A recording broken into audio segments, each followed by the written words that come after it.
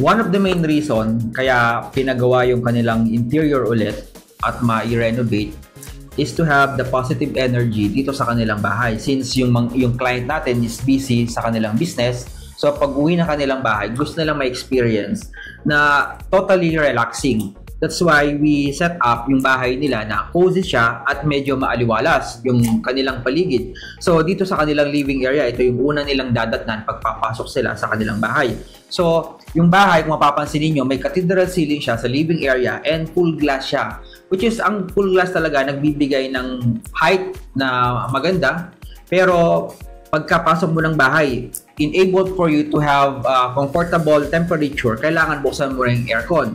Nagkakaroon lang ng problema dyan sa pagbukas ng aircon na yun, lalo na pagka summer, mahirap at matagal bago mapalamig yung area. So ginawa natin yung design niya, kahit hindi masyadong malamig dun sa area, pagpasok mo pa lang, mapipil mo na comfortable ka na. So dito sa mga glass na to, para mabawas din naman yung pagpasok ng init during daytime, lalagyan natin sila ng covering, which is ang pwedeng lagay natin covering dyan is yung mga white fabric na yun, yung mga curtains paikot, para at least matatakpan yung pagpasok ng init ng araw.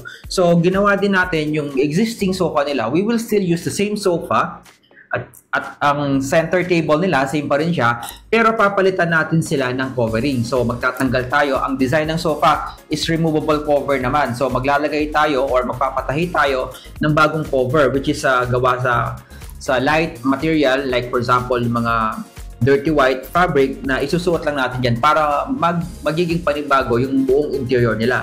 So, i-check nyo yung design na ito. So, yan, yung design na ginawa natin. So, nagpunta tayo din sa living area nila. Chinek din natin yung side. Check nyo ito.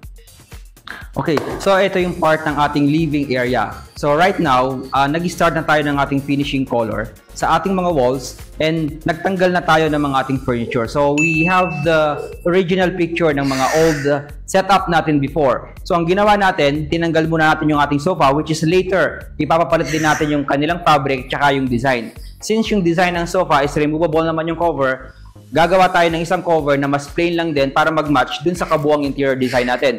So, dito sa part na ito, ang gagawin lang natin is to redo the color in color white, and itong door natin, instead of dark, again, gagawin natin siya ng light color na mag-match dun sa ating wood finish dito sa ating kitchen. So, dito sa mga glass window natin, lalagay lang natin sila, it's either maglalagay tayo ng background na mas maganda or lalagay natin siya ng cover na pwedeng magbigay din ng mas light color. Like for example, maglalagay tayo ng mga curtains na in color white or medyo magaan yung kulay.